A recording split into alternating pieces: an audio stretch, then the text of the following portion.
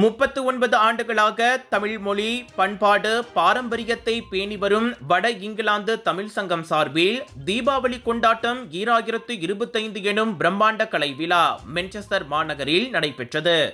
வட இங்கிலாந்தின் 10 மண்டலங்களில் இருந்து நூற்றுக்கணக்கான தமிழர்கள் இதில் கலந்து கொண்டனர்.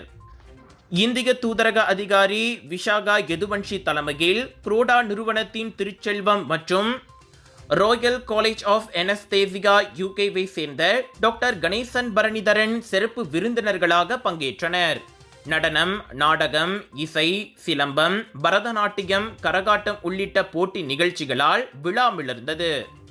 கலை போட்டிகளில் மான்செஸ்டர் அணி ஒட்டுமொத்த சாம்பியன் பட்டத்தை வென்றது.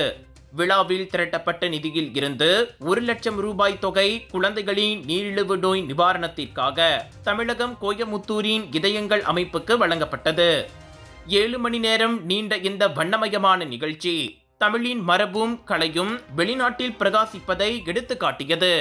வட தமிழ் சங்கத்தின் தலைவர் ஜோசப் கருணா தலைமையில் தன்னார்வலர்கள் ஒற்றுமையாக நிகழ்வை சிறப்பாக நடத்தினர்.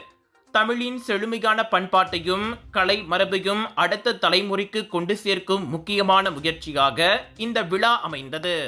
நீங்கள் அனைவரும் குடும்பத்தோடு குதூகலமாக மிகவும் சிக்கனமாக சிறப்பாக பாதுகாப்புடன் இந்த வர தீபாவளியை கொண்டாட வேண்டும். அனைவருக்கும் என் இனிய தீபாவளி நல்வாழ்த்துக்கள்.